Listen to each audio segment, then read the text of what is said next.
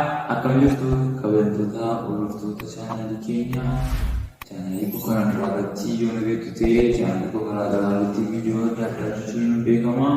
Garuu yuutuubiin koo viidiyoota koo baay'een jalaa haqee jira sababa ta'eef haala haaraan yuutuubii haaraa chaanaalii haaraan isinii dhiyaatee jira. Chaanaalii koo laayik, sheer, sabskiraayib gochuun dagatiinaa na jajjabeessa. Har'uma kan isinii qabadhee dhufee akkamittiin akkaawuntii feesbuukii namaa haak goona yookiin immoo akkaawuntii feesbuukii keenya eegganna isa jedhu lamaan isin hojjedhe jechuudha. Gara viidiyoo keenyaatti wajjin ta'a. Esh guys, jalqaba irratti aappii tokko nu barbaachisa. Aappicha Kiroomii irraa buufanna. Kiroomii gallee aappii sana ni barreessa maqaa isaa. Haakar keeloogar aappiidha. Aappicha erga akkasitiin gashineeti kun nu fida isa tokko faradu kanatti buune. Kun haakar keeloogar application download latest version kolama vidamii sadiisa jechaadha. Kun aappichi jira kun scrollii gootanii mabada nimtanii kun odana jira. Download haakar keeloogar jedhatti buuna. Yaa haala kanaan akkasitiin download nu godha jechaadha. Yaa download jedhatti buuna. Download kan nu godhe yaa anan sababan qabuuf kun application nagaa fudhatanii installii gootu yaa installii goona. Yaa inni kana gammanin installii nu godhutti. Kaza installii godhee gaafa ni nu xumuree jedhu yaa yoo isin dide Play Store keessa protect jedhuudhaan turuu dandeessu. Yaa appichi isin hojjechuu dide jechaadha.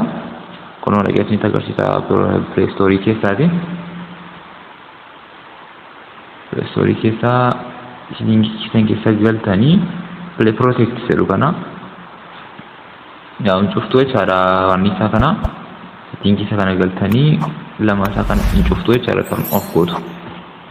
Kaza deebisanii deebitu Kiroomii keessanitti yaa download waama godheedha.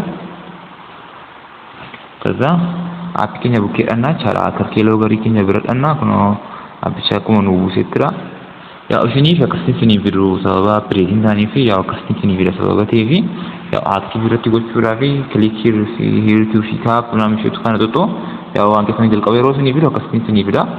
Kaza kiiboordii irra goona. Kiiboordii isa dhuxunnaa. Kaza nuufuu qaba kun. Erganii nuufee aappii keenya akkasiin banannaa taayipii fudhata wanta seebii ta'e minaamin jirannu kaayaa. Kaza akkasiin ta'a. Akkamittiin aappiin kuni akkamittiin feesbuukii aappii nu gochuu danda'a. Tajaajiltaniif immoo fakkeenyaaf amma kunoo feesbuuk akkaawuntii galee isinitti agarsiisa. Feesbuuk akkaawuntii galee jedhama fakkeenyaaf faayinti sun ta'in.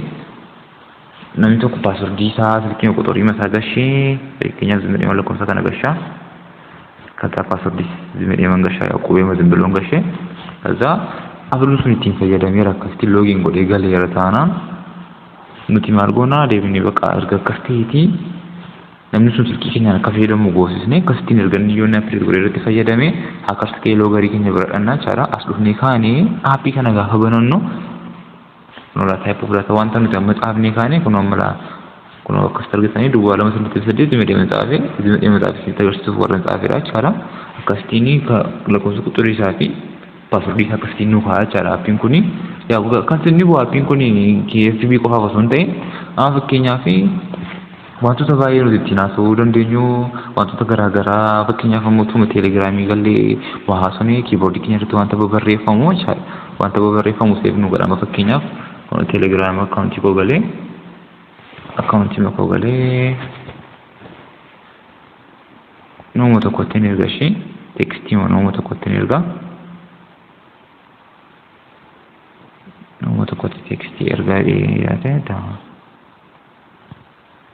Ishee bakka kana nama tokkotti ergaa fakkeenyaaf zimmadheeman kan erge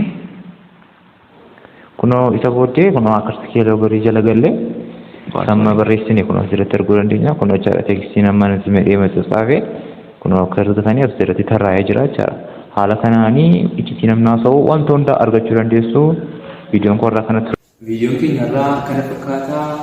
Yoo isinitti tole irratti laayik, sabskiraayib gochuu hin irraanfatinaa. Yaada naaf godhan immoo koomentii irra naa kaa'aa na jajjabeessaa. Viidiyoo isaaniitti wal